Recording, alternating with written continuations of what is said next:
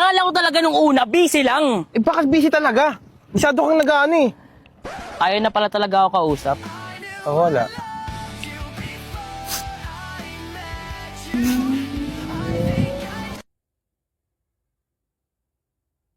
Isang araw, nagmamaneho sa Cubao.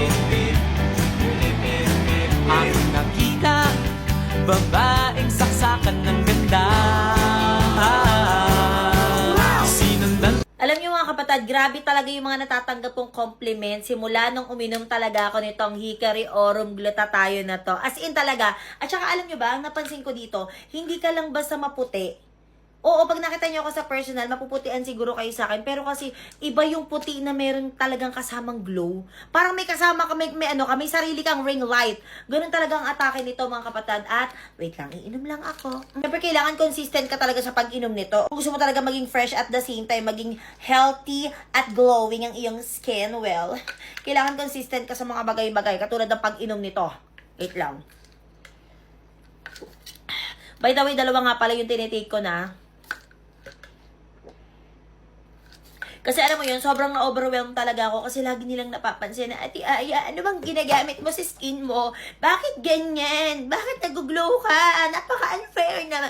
Ganun talaga yung mga naririnig ko, totoo. Oo, kaya lagi akong may mga reserba. Hindi talaga ako nagpapaubos ng ganito. Kasi nga naman, syempre lalo na pag lagi-laging sinasabi nila na nag-glow ka, ang fresh mo. Diba? Parang lalo kang, oh sige, kung pwede lang ako uminom ng 5 times ito, gagawin ko eh. Pero hindi, kailangan 2 times lang ang sagad ng pag-inom nito sa isang araw. At meron tong 30 capsules sa isang ganito. Pwede mo naman din siyang inumin ng once a day lang. Katulad ko, once a day lang ako umiinom before. Pero ngayon kasi, 2 times a day na. Kasi, parang nagugustuhan ko na talaga yung mga naririnig ko. Oo. Same time talaga, sobrang napansin ko din talaga kasi hindi ako mahilig magpa-facial, hindi ako mahilig paano mo yun, kasi natatakot ako magpagalaw ng skin. Yung mga facial na nga ganyan. So, simula nang ininom ko to, talagang napansin ko din naman na, ano ka ba? Tumitingin ako sa salamin, sinasabi ko, ang cute-cute mo. Si OE. Kung gusto mo rin maging fresh looking, kung gusto mo din, alam mo yon, ma-compliment ka ng mga tao sa paligid mo, well, try mo na to, ilalagay ko sa yellow basket. Tanungin natin si mama kung anong tunog ng dinosaur. Ma! May tatanong ako sa'yo. Ano yun? Ano ang tunog ng dinosaur? Bakit pa? Basta, ano ang tunog ng dinosaur? Ganito yun. Ano dyan? Ulit, para. Ayan! Ganun tama. Ganun ang tunog ng dinosaur. Kanina pa kumakatok to. Ate kong maganda. Bakit na naman? Ate kong maganda. Ang ganda-ganda mo talaga. Ikaw na talaga yung pinakamagandang ate ko sa buong mundo. Walang tatalo sa'yo. Sila Ate Erica. Di naman kagandahan. Ikaw lang pinakamaganda sa magkakapatid. Ang ganda-ganda mo talaga, ate. Tapos ang ganda ng gamit mo. Ang ganda ng suot mo. Ang puti-puti mo. Ang kinis-kinis mo. Ang ganda-ganda ng buhok mo. Ang bango-bango mo. Sabihin mo na kung anong kailangan mo. May charger ka ba, ate? Yun. Anong charger? Ayun. Ang dami-dami mo pang sinabi, pero alam ko naman na mahihiramin ko lang. Okay, may kailangan ka lang, kaya mo ko inuuto. Ate, maganda ka naman talaga, ate. Pero mo ka charger, ate. Nakikita ko, yun. Meron dito sa bag na isa. Yeah! Ganda-ganda mo talaga, ate. Ate kong maganda. Ate kong maganda. Eh! Ah! Bye-bye! Sobrang ganda mo talaga, ate. Ikaw na yung pinakamaganda kong ate na nakilala ko sa buong mundo. Thank you, Lord. Sobrang ganda ng ate ko. May ate ako maganda. Sobrang ganda mo, te. Eehee. Lalo ako magugustuhan ni, eehee. Alam na alam talaga kung ano yung kahinaan ko. Kainis.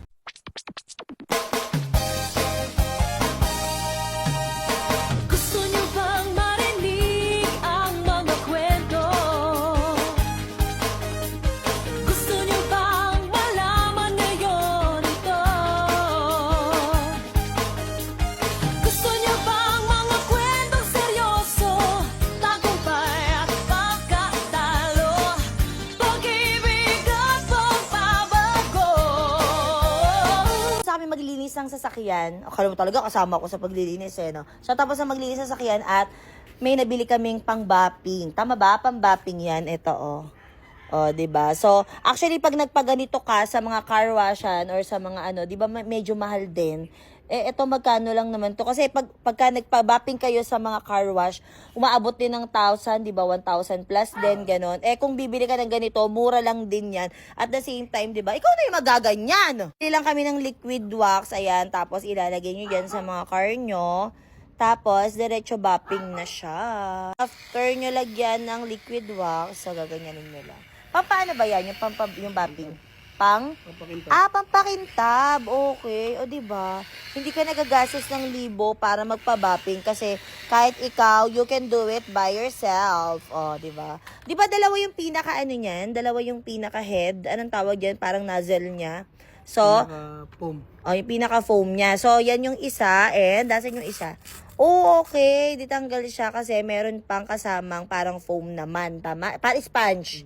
Sponge. Okay. So, pwede nyong palitan. O, di ba ang galing? Bago din yung speed niyan, ha? Ayan. Ikiklik nyo. Ay, iikot nyo lang dyan. Yan, mababago na yung speed niya. Depende sa kung anong trip nyo. Kung gusto nyo makatipid na pampakintab ng sasakyan nyo, nako, i-check nyo na yan sa Yellow Basket. Mura lang din yan. Kailangan na namin maglinis ang sasakyan ngayon kasi nuknukan na sa karumihan. At sobrang daming tao kanina or sobrang daming customer nung sa car washan. So, buti na lang, dumating yung in-order namin from TikTok shop. Kami ng shampoo ito. Shampoo siya ng sasakyan para syempre tipid-tipid na lang din. Para kami na lang din magka-car wash nito kasi magkano din yun, diba? Syempre, kailangan natin magtipid. At bumili din kami ng electric sprayer. Yes, electric siya kasi di-charge siya. Pero wala naman siyang cord kaya hindi ka naman problema na baka makuryente ka, ganun. So, hindi. So, pakita mo sa kanila. Ang lagayan ng shampoo, ayan, dito namin nilagay yung shampoo. Tapos, nilagyan lang din ng water, no? Nilagyan din.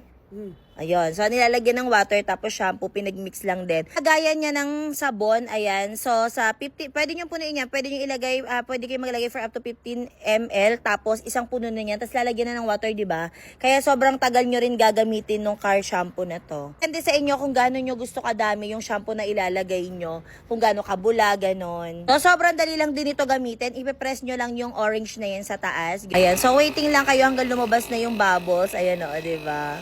Yan siya, o, diba? Ganyan lang din yung mga ginagamit sa mga car wash. So, kung medyo sensitive kapag dating ng sasakyan at ayaw mong pahawakan sa iba, pwedeng ikaw na lang maglinis.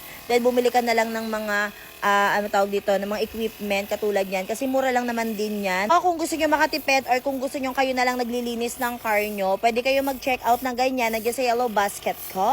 Ang dami-dami mo nang ginagamit na rejuvenating set, pero hindi pa rin natatanggal yung mga melasma mo, yung mga dark spot, yung mga pinag-anuhan ng mga acne mo dyan sa face mo. Well, baka hindi ka pa kasi gumagamit nito. Alam nyo mga kapatid, kaysa sinasayang nyo yung pera nyo, yung panahon nyo, kakagamit ng ibang product, dito na kayo sa mura na nga, legit naman din talaga na effective. Tulad lang din ng mga ibang rejuvenating set, syempre, meron yan complete package dito. Merong night cream, merong sunscreen, at syempre, hindi pwedeng mawala ang ating toner, mga kapatid. So, itong toner, pwede nyo itong gamitin twice a day, pwede sa morning, or bago kayo umalis, pagkaligo nyo, pwede nyo gamitin. At bago kayo matulog sa gabi, yon, pwede nyo siyang gamitin. At, syempre, ang pinagmamalaki, dahil literal na malaki talaga yung sabon, feeling ko ito na lang din talaga yung sabon ng mga rejuvenating set na malaki talaga. Which is, meron siyang 150 grams. Signan nyo kung gaano kalaki, di ba?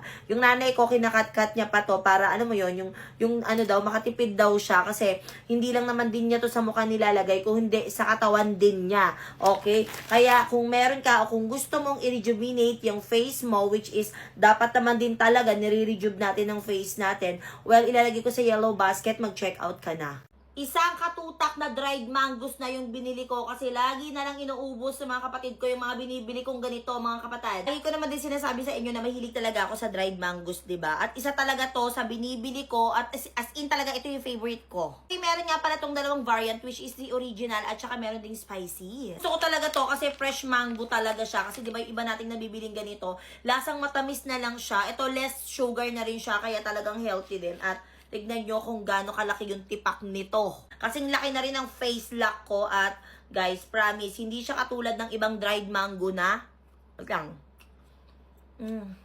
Hindi siya katulad ng ibang dried mango na parang dry na rin talaga siya. Literal na dried siya kapag kinain mo. Ito parang may pagka-juicy pa rin siya. Talagang maaano mo na parang fresh pa rin siya. Kaya hindi siya yung literal na dried na dried. Bakit? Kasi 95% fresh mango pa rin siya. Kikrave ka ng mangga kasi alam naman natin na ang mahal pa rin talaga ng kilo ng mangga ngayon. Dahil pwede mo itong ipang alternative at saka alam nyo mga kapatid, ang kagandahan dito, pwede nyo siyang i-stock sa inyong ref. Or kahit hindi sa ref. Yes, hindi katulad ng mga mangga na fresh na nabubulok, diba? So, sayang minsan. Ako ganun kasi lagi ako nabubulokan. So, kung gusto mo itry ito, ilalagay ko sa yellow basket, mag-check out ka na. Promise, ang sarap.